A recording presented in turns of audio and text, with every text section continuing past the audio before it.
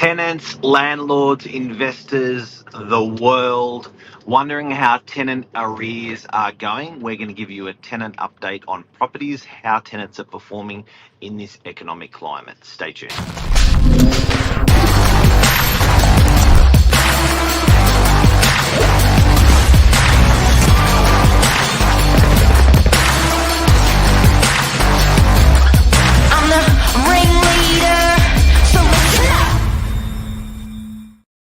Cleo Whitty, expert property manager with us today, the lady that manages 4 million properties, 25 million properties. How are you this morning?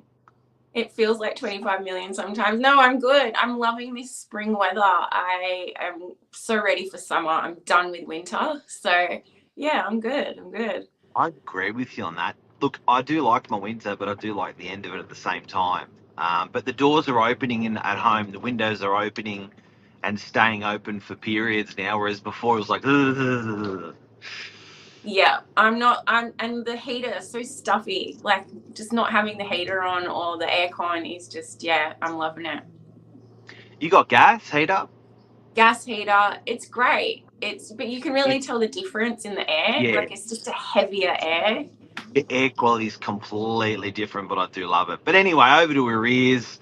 Yes. Cleo, you went through a period through COVID, a scary period of arrears control with managing tenants. And I thought I'd bring it to the surface this morning because I think as a landlord or as a tenant, you know, if people are out there are feeling the squeeze, you know, with the economics or with rates or whatever they must be thinking, is it like this for everyone, or is it, this is really hard for me, but what's actually happening out there? COVID was an isolated, massive example of where we were very worried about tenancies paying their rent to date, commercial tenants, residential tenants, all tenants. How has it been lately? I feel tenants are maintaining their commitment with rent, and all the hype of a property shortage and how tough it is out there for tenants to find property has really I wouldn't say scared tenants, but it has made their properties, the most important thing at the moment is having a place to rent, making sure you are paying rent on time so as not to jeopardize needing to be back in that market where you're looking for property where rents are really high. You might be on a reasonable rent or a good wicket, so to speak, with the owner. So I think that property sector has made everybody appreciate that housing is the most important thing besides food. That's interesting because we didn't really have that big brother hanging over our head of like through COVID. It was like, well, if I do have to leave here, there's always somewhere else I can go. But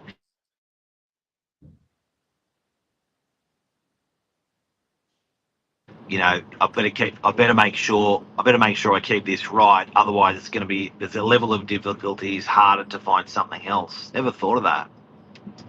No, and they're gonna need to pay more, and it's just the reality. The rent is going to be probably $50 a week more than where they're at if they're moving, plus removal costs and all those costs associated with moving, and just the annoyance of taking time off work, even because people having a secure job and not having days off and things like that is also really important at the moment.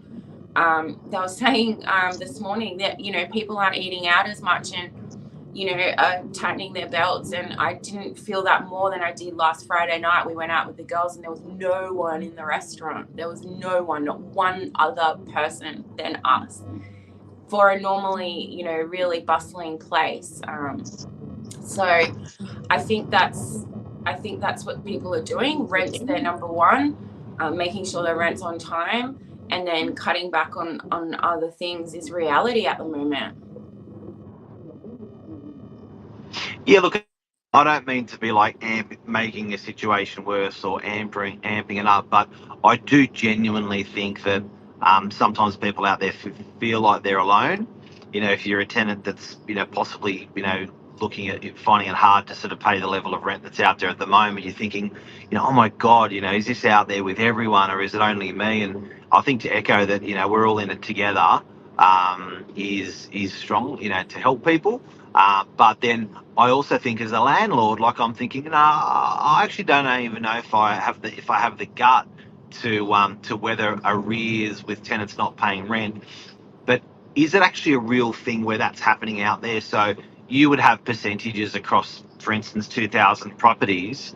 You would have like a percentage average of arrears control, what the average day is across the portfolio, how many people are actually in arrears. Is that changing? Like the raw data of people in arrears, has it gone up a touch, or what's happening there? No, I don't feel it's climbing. I think we're quite stable. I do look at my arrears in my portfolio each day, and I look at a key indicator, terminations. I have had no terminations for over 14-day arrears. Most of the tenants that are in arrears are below that 10-day mark, and then they catch up. So they're about a week behind, and then they catch up again. I haven't had to terminate or go to NCAT for a tenant that hasn't paid beyond 2 weeks, which is really, really good. In comparison with COVID, with COVID, we had a lot of tenants that crept up past that time, but you couldn't terminate. They still, topped up that rent account and kept paying. But at the moment, I'm not seeing anyone really fall behind that much. It's it's one of those things. But with landlords, with interest rates the way they're going, they can't also, there's no leniency for arrears for some of our clients because their mortgage has gone up so much over the last year or so, they can't afford to wait, and they don't have that surplus to top up their mortgage. They rely heavily that rent being paid on time, which is what we do. We ensure that we keep that dialogue open with the owners and the tenants. So if there is a instance where they may be short 1 month in their payments, that they are prepared for that. But yeah, I think tenants also know that. They must know that landlords, with the banks and the way that things have gone, that rent is very, heavily needed on time. What are the telltales with a tenant that's there? Or actually, I have two questions. First question is the average rent for a 2-bedroom unit in DY, where is it at the moment? 2-bedders around $750. And maybe the average higher. rent. Okay. And the average rent 10 years ago for a 2-bedder?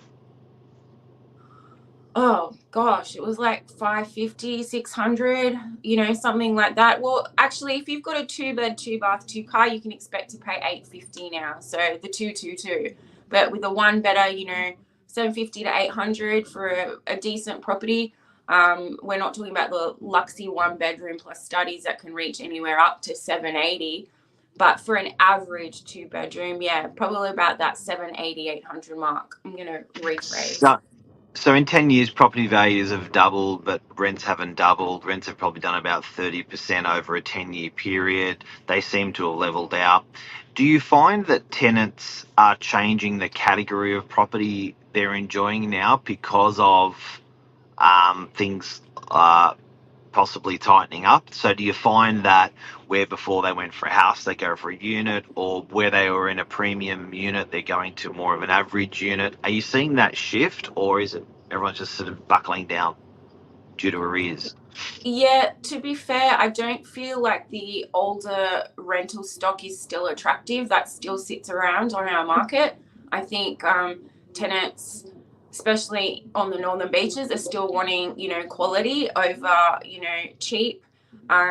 Especially, the things that you're used to, like aircon, dishwashers, things like that. So the housing market for houses are so scarce. Really, they are very, very scarce for houses.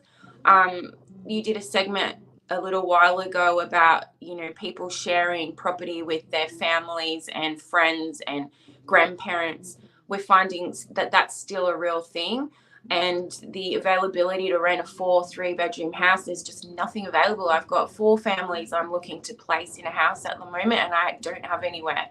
So There will always be units to rent, I feel, but the commodity of houses, like, I don't know where that's going to go. There's not a lot of houses left for rent on the northern beaches, and the people that rent houses stay for a long time.